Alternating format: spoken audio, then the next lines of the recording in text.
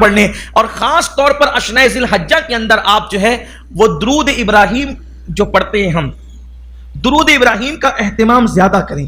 اس کی وجہ یہ ہے کہ یہ جو مبارک مہینہ اور یہ جو قربانیاں ہیں، تو چونکہ اس میں جو ہے وہ حضرت ابراہیم علیہ السلام کا تذکرہ زیادہ ہے، چونکہ حضرت ابراہیم علیہ السلام نے اسی عشرے کے اندر کعبۃ اللہ شریف کی تعمیر فرمائی، اور اس مبارک عشرے کے اندر آپ نے کعبۃ اللہ شریف کو تعمیر کیا، اور پھر اس کے بعد قربانی کا معاملہ بھی آپ ہی سے متعلق ہے۔ اسی لیے تو اللہ کے حبیب علیہ الصلوۃ والتسلیم سے پوچھا گیا کہ یا رسول اللہ صلی اللہ علیہ وآلہ وسلم یہ قربانی کیا ہے؟ تو اللہ کے حبیب صلی اللہ علیہ وآلہ وسلم ارشاد فرماتے ہیں کہ یہ تمہارے باپ ابراہیم علیہ السلام کی سنت ہے۔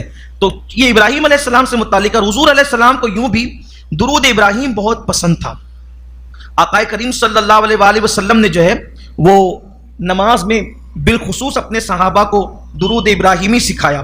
تو اگر درود ابراہیمی جو ہے وہ آپ پڑھتے ہیں اس عشرے میں، ویسے تو درود ابراہیمی پڑھنا ہی چاہیے، پڑھتے رہنا چاہیے۔ بعد میں بزرگوں نے جن جن سیگوں سے درود جو ہے وہ یعنی کہ ترتیب دیا ہے اس کو بھی پڑھیے، دلائل الخیرات شریف کو پڑھیے، اسی طریقے سے درود غوثیہ پڑھیے، اسی طریقے سے جو ہے وہ درود مستغاث پڑھیے، اسی طریقے سے اور بھی جو درود ہے مستند معتبر جو سیغوں سے بزرگوں نے لکھے وہ بھی پڑھیے۔ لیکن سب سے افضل ترین درود شریف وہ ہے، سب سے افضل درود شریف جس کو ہم درود ابراہیمی کہتے ہیں، کیونکہ اللہ کے حبیب علیہ الصلوۃ والتسلیم نے یہ سکھایا۔ اب ہمیں اس کو پڑھنا چاہیے اور اس عشرے میں اس کا خاص اہتمام کرنا چاہیے، درود ابراہیمی کا۔ بہت سارے لوگوں کو تو درود ابراہیم یاد بھی نہیں ہے، حالانکہ یہ نماز میں پڑھا جاتا ہے۔ اہتمام کریں، اللہ تبارک و تعالیٰ نے زندگی دی ہے، زندگی اللہ نے اس لیے نہیں دی ہے کھائیں پیئیں سو جائیں وقت ضائع کریں، ایک ایک لمحہ ہماری زندگی کا قیمتی ہے۔ ابھی اس عشرے میں جو قربانی کا عشرہ ہوتا ہے، کچھ لوگوں کی عادت ہے کہ جانور نہیں بھی خریدنا ہے، وہ بازار میں مارکیٹ میں گھومتے پھرتے رہیں گے، ادھر دیکھیں گے ادھر دیکھیں گے، یہ کریں گے وہ کریں گے۔ کتنا قیمتی عشرہ ہے، کتنا قیمتی عشرہ، ایک روزے کا ثواب کہاں ہے، عبادتوں کا ثواب کہاں ہے، کتنا زیادہ ہے۔ اور صرف اسی پر بس نہیں، صرف روزہ نماز کی بات نہیں کی گئی، بلکہ اللہ کے حبیب صلی اللہ علیہ وآلہ وسلم ارشاد فرماتے ہیں کہ اس عشرے کے اندر، اس عشرے میں اگر کسی نے کسی مسکین کو صدقہ دیا، اگر کسی نے کسی مسکین کو صدقہ دیا تو اللہ تبارک و تعالی اسے نبی پر صدقہ کرنے کے برابر ثواب عطا فرماتا ہے۔ یعنی نبی پر کوئی چیز اس نے تصدق کیا، نبی پر کوئی چیز صدقہ کیا، تو نبی پر صدقہ کرنے کا جو صلہ ملتا ہے، اللہ تبارک و تعالی ان 10 دنوں میں صدقہ کرنے والے کو وہ ثواب اور وہ اجر عطا فرماتا ہے۔ صدقے کا ثواب تو ہمیشہ ہی ہے، لیکن ان 10 دنوں کے اندر جو ذی الحجہ شریف کے 10 دن آنے والے ہیں، یہ جو مبارک دن ہیں، ان مبارک دنوں کا حال یہ ہے کہ 10 دنوں میں آپ نے کسی مسکین کو صدقہ دیا تو انبیاء پر صدقہ کرنے کا ثواب، یعنی انبیاء پر کوئی چیز قربان کرے، تصدق کریں، تو اللہ تبارک و تعالیٰ جو آپ کو اجر عطا فرمائے گا وہ کسی مسکین کو دینے سے اللہ تعالیٰ عطا فرمائے گا۔ ہو سکے تو کچھ صدقہ بھی نکالیں۔ ویسے صدقے کی تو بڑی فضیلت ہے، جو صدقہ دیتا ہے اپنے بچوں کو عادی بناؤ۔ اس سے پہلے میں نے کئی جگہ پر یہ بات کہی، آپ بھی عادی بنو، صبح اس حال میں کرو کہ آپ کے گھر سے پہلے صدقہ جائے، ناشتہ کرنے سے پہلے آپ کے گھر کے ایک ایک فرد کا صدقہ نکل جانا چاہیے، چاہے 1 پیسہ ہی صحیح، چاہے 1 روپیہ ہی صحیح، جو اللہ نے توفیق دی، جو اللہ تعالیٰ نے آپ کو توفیق عطا فرمائی، صدقہ نکالو، کیونکہ اللہ کے رسول علیہ الصلوۃ والتسلیم فرماتے ہیں صدقہ بلاؤں کو ٹالتا ہے۔ یہاں تک فرمایا اپنے بیماروں کا علاج صدقے کے ذریعے سے کیا کرو۔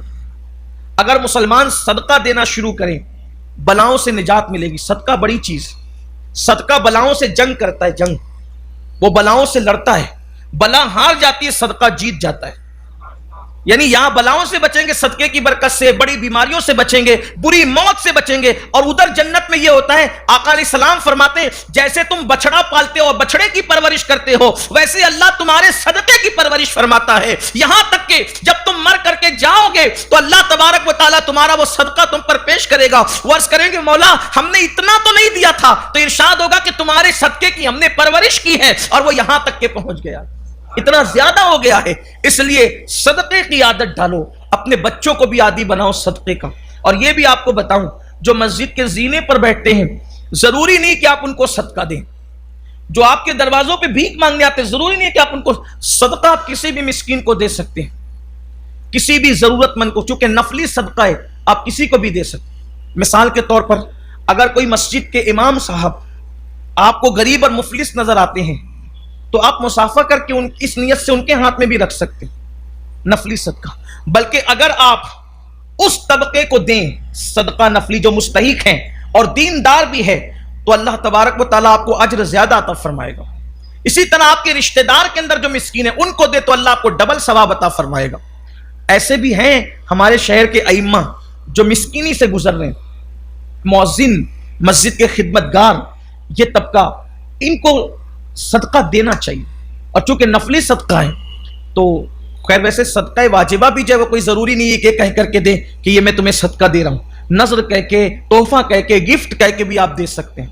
لیکن یہ کہ صدقہ مسکین کو دیں, مسکین یعنی غریب کو دیں, مفلس کو دیں, ضرورت مند کو دیں. ایسے کوئی بیوہ ہو, کوئی یتیم ہو, ان کو دیں.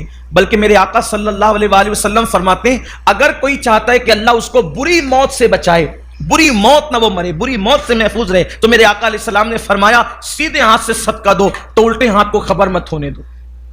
تو اس عشرہ ذی الحجہ میں صدقے کا ثواب میرے آقا علیہ السلام فرماتے ہیں انبیاء پر تصدق کرنے کے برابر. پھر فرمایا کہ جو عشرہ ذی الحجہ میں کسی بیمار کی بیمار پرسی کرنے کے لیے, کوئی بیمار ہو اس کی عیادت کے لیے جو ذی الحجہ کے ان 10 دنوں کے اندر جائے, عشرہ ذی الحجہ میں جائے, تو ایسا ہی ہے کہ جیسے اس نے کسی ولی کی عیادت کی, کسی ابدال کی عیادت کی. ولی اور ابدال کی عیادت کرنے کا جو ثواب ملتا ہے وہ ذی الحجہ شریف کے اندر کسی بھی مسلمان کو جو ہے وہ دیکھنے جانے کے لیے, بیمار پرسی کے لیے, اس کی مزاج پرسی کے لیے جانے کے لیے اللہ ابدال اور ولی کی عیادت کا ثواب عطا فرماتا ہے. کوئی پتہ چلے کہ اگر بیمار ہو تو اس کی عیادت کرو, اور صرف ذی الحجہ میں نہ کیا کرو, بلکہ کوئی کبھی بھی بیمار پڑے پتہ چل جائے تو موقع جانے مت دیا کر. اب تو فون کا دور ہے, فون کر کے پوچھ لیں کہ بھائی سنا آپ کی طبیعت خراب ہے, اللہ آپ کو شفا دے دے.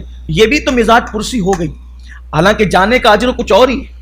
حدیث پاک میں آتا ہے کہ جب کوئی بیمار سے ملنے جاتا ہے تو وہ اللہ کی رحمت میں نہاتے ہوئے جاتا ہے, اور جب وہ بیمار کے پاس بیٹھتا ہے تو وہ اللہ کی رحمتوں کے اندر جو وہ گوتا لگاتا ہے, ڈبکیاں لیتا ہے. وہ ایسا ہے, اور وہ اللہ کی رحمتوں کے پھول چنتا ہے جب بیمار کے پاس بیٹھتا ہے. کیوں؟ اس لیے کہ میرے آقا علیہ الصلوۃ والتسلیم نے فرمایا انسان جتنے دن بیمار رہتا ہے وہ اللہ کا مہمان رہتا ہے.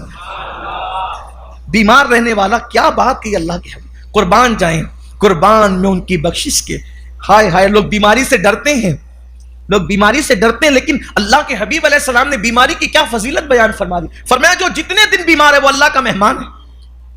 اب اللہ کا مہمان, اب سوچتے جائیے مہمان کا کیسے اکرام ہوتا ہے. مہمان بولے بھائی میں پانی نہیں پیوں گا, شربت لا دو, تو بولو دیتے ہیں کہ نہیں. میٹھی نہیں چلتی, پھیکی چائے چلتی ہے, دیتے ہیں کہ نہیں. یہ نہیں چلتا وہ چلتا ہے, دیتے ہیں کہ نہیں. یہ کھانا نہیں چلتا وہ نہیں. یعنی گویا کہ جو میزبان ہوتا ہے وہ مہمان کا ہر مطالبہ پورا کرتا ہے. تو پتہ چل رہا ہے کہ بیمار اللہ کا مہمان ہے, اللہ اس کا میزبان ہے اپنی شان کے مطابق. اب بیمار جو مانگتا جاتا ہے اللہ اس کو عطا کرتا جاتا ہے, اور بیمار کے پاس جو آ کر کے بیٹھتا ہے اس کو ہی برکتیں ملتی ہیں. بیماروں سے نفرت نہ کیا کرو, ان کی عیادت کرو, مزاج پرسی کرو, ان کی مدد کرو. ایک اور بات آپ کو بتاؤں, خاص بات, بیماروں سے متعلق آ گئی تو بات بتاؤں. ہم لوگ جب شادیوں میں جاتے ہیں, کسی کی شادی ہوتی ہے, ہم شادیوں میں جاتے ہیں تو لفافہ لے کر جاتے ہیں, کپڑے لے کر جاتے ہیں, گفٹ لے کر جاتے ہیں, صحیح. حالانکہ جو شادی ہوتی ہے وہ منصوبہ بند طریقے سے ہوتی ہے. سال بھر 6 مہینہ 3 مہینہ 4 مہینہ پہلے سے پلان بنتا ہے کہ بھائی جو ہے وہ شادی کرنا ہے, بجٹ ہوتا ہے, پلان ہوتا ہے, تیاری ہوتی ہے, یہ سب کچھ ہوتا ہے. خوشی کا موقع, پھر شادی ہوتی ہے, پھر بھی ہم گفٹ لے کر جاتے ہیں, پیسے لے کر جاتے ہیں. لیکن ہم جب مریض کے پاس جاتے ہیں تو مریض کے پاس جاتے ہیں تو کیا لے کر جاتے ہیں؟ 1-2 سیب لے لیا, ناریل کا پانی. ہمارے گاؤں میں تو یہی رواج ہے, 1-2 سیب لے لیا, ناریل کا پانی لے لیا, چیکو وغیرہ لے لیا, یہ لے کر کے جاتے ہیں. ٹھیک ہے, مجھے اس پہ کوئی اعتراض نہیں ہے, لیکن میرا آپ سے مشورہ ہے, آپ سے میری گزارش ہے, اگر بیمار پڑنے والا شخص ہاسپٹل کے اندر ہے, یعنی اتنا بیمار ہے کہ ہاسپٹل میں ہے, تو جس وقت آپ اس سے ملنے کے لیے جائیں تو نقدی کا اپنی حیثیت کے مطابق کوئی نہ کوئی لفافہ ساتھ میں لیں. خوشی کے موقع پر تو پیسے ہوتے ہیں, پھر بھی ہم ان کو دیتے ہیں. لیکن یہ بیمار جو بندہ ہے, اچانک بیمار پڑا ہے, ہاسپٹل میں ہے, اور ہاسپٹل کس قدر مہنگا ہو گیا آپ جانتے ہیں, کیا حالات ہو گئے ہاسپٹل کے, علاج کتنا مہنگا ہو گیا ہے, علاج کی کیفیت کیا ہے آپ اچھی طرح جانتے ہیں. تو کاش کہ ایسا ہو کہ اس وقت جو ہے آپ لے جا کر کے دیں تو اس کا دل جو خوش ہوگا, اور اس کے دل سے جو دعا نکلے گی میں سمجھتا ہوں کہ وہ باب اجابت الہی سے ٹکرائے گی، کیونکہ اللہ کے رسول صلی اللہ علیہ وآلہ وسلم نے فرمایا کہ اللہ بیمار کی دعا کو رد نہیں فرماتا، اور چونکہ بیمار تو اللہ کا مہمان ہے اس کی دعا رد کیسے ہوگی، اس لیے اس کی دعا لینے کا حکم ہے۔ بے شمار ایسے لوگ ہیں جو مجبور ہاسپٹل میں پڑے رہتے ہیں، دوا کے لیے پیسے نہیں ہوتے، علاج کے لیے پیسے نہیں ہوتے، کبھی چندہ مانگا جاتا ہے، کبھی کچھ ہوتا ہے، کاش کہ مجھ سے ملنے کے لیے جائے اور چھوٹی سی نظر اس کو پیش کر دے۔ اتنی سارے خرافات میں پیسے خرچ کرتے ہیں، اگر بیماروں کو دینا شروع کر دیں تو میں سمجھتا ہوں کہ 10 لوگ اگر ملنے کے لیے چلے جائیں تو ایسا نہیں ہو سکتا کہ اس کے ہاسپٹل کے اخراجات کا بار کچھ ہلکا ہو جائے۔ یاد رکھیے جب تک تم اللہ کے بندوں کی مدد کرتے رہو گے اللہ تمہاری مدد کرتا رہے گا۔ میں صرف ترغیب کے لیے آپ کو ایک بات بتاؤں کہ ایک مرتبہ ایسا ہی ہوا، اللہ تبارک و تعالیٰ نیکیوں کو ضائع ہونے سے بچائے، لیکن ترغیب کے لیے بات بتا رہا ہوں کہ میری عادت ہے اگر میں کسی غریب کی عیادت کے لیے جاتا ہوں تو بہت زیادہ تو نہیں، اپنی حیثیت کے مطابق کچھ نہ کچھ اس کو پیش کرتا ہوں، میری عادت ہے۔ حتی الامکان آپ لوگوں کی طرح بہت زیادہ مالدار نہیں ہوں لیکن بہت غریب بھی نہیں ہوں، جو بھی اللہ نے توفیق بخشی ہے وہ میں پیش کرتا ہوں۔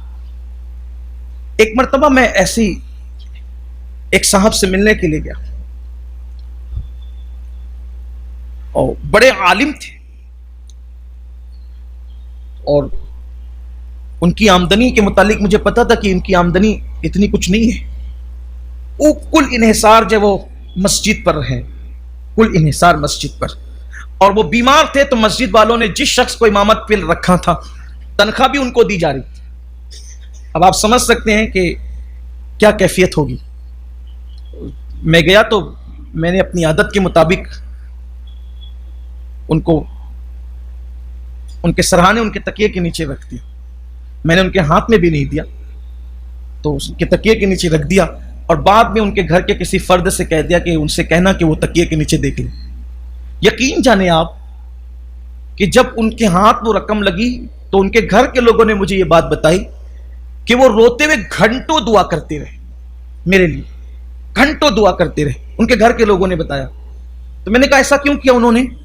تو بتایا کہ کہا کہ ان کو ضرورت تھی، عالم ہونے کی وجہ سے وہ کسی سے مانگنا نہیں چاہتے تھے، مانگ نہیں سکتے تھے، ضرورت تھی، کوئی مدد کرنے والا نہیں۔ اچھا تو کوئی دیکھنے، مصلیان بھی دیکھنے نہیں آ رہے تھے، آپ آئے اور آپ نے وہ پیش کیا تو ان کو یوں لگا کہ یہ اللہ کی طرف سے مدد آ گئی، اور ان کے دواخانے کا جو خرچ وہ کبھی مانگنے کی پوزیشن میں تھے اللہ تعالیٰ نے اس سے ان کو بے نیاز کر دیا۔ کہا گھنٹوں دعا کرتے رہے۔ میں کہا میرا کام تو ہو گیا، میرا تو یہی کام ہے، میری تمنا تو یہ تھی، اس لیے کہ مجھے پتا ہے کہ انسان ہزاروں سال کی راتوں کی نوافل عبادت سے اس مقام پر نہیں پہنچتا جو کسی کی دعا سے پہنچ جاتا ہے۔ غوث پاک کے پیچھے کسی کی دعا ہے، غریب نواز کے پیچھے کسی کی دعا ہے، محبوب الہی کے پیچھے کسی کی دعاؤں سے جو مقام ملتا ہے وہ مقام محنت سے نہیں ملتا، اس لیے کوشش کیا کرو دعائیں لینے کی۔ اللہ کے گھر میں کہتا ہوں مجھے آپ سے کیا بتانا ہے، میں آپ سے کوئی کریڈٹ نہیں لے، آپ ماشاءاللہ یوں بھی محبت کرتے ہیں، لیکن یہ بات میں نے آپ کو بتائی کہ یہ وہ کام ہے جس سے دعائیں ملتی ہے۔ آپ کسی کا ہاتھ پکڑ کے کہیں کہ میرے لیے دعا کرو، اس سے بہت بہتر ہے کہ آپ ایسا کام کر دو کہ وہ خود دل سے دعا دینے پہ مجبور ہو جائے۔ ایک ہے دعا کروانا اور ایک ہے دعا لینا، دعا کروانا اور دعا لینا۔ جو دعا کروائی جائے قبول ہوگی یا نہیں ہوگی اس کی کوئی گارنٹی نہیں ہے، لیکن اگر کوئی دعا لے تو وہ قبول ہی ہوتی ہے۔ دونوں میں فرق کیا ہے؟ آپ کسی سے ملے، حضرت دعا کرے، ابا دعا کرو، اماں دعا کرو، بھیا دعا کرو، بھابھی دعا کرو، چچی دعا کرو، پھوپھی دعا کرو، دادی دعا کرو، یہ دعا کروانا، اس کی قبولیت کی کوئی گارنٹی نہیں، اللہ چاہے قبول کرے چاہے رد۔ دعا لینا، آپ نے کوئی ایسا کام کر دیا کہ اس کا دل خوش ہو گیا، ہاتھ اٹھے اللہ اس کی بگڑی بنا دے، یہ وہ دعا ہے۔ دیکھو غریب نواز نے انگور کے خوشے پہ، سب پتھر مار رہے تھے، انگور کے خوشے پیش کیے، بولو اس مجذوب کے دل سے دعا نکلی کہ نہیں نکلی؟ غریب نواز کی دل کی دنیا بدل گئی۔ اسی طریقے سے قطب کے پاس مدرسے کے بچوں کے ساتھ غوث پاک گئے، بچوں نے بے ادبی کی، وہ پورا واقعہ جو آپ پہلے سن چکے ہیں۔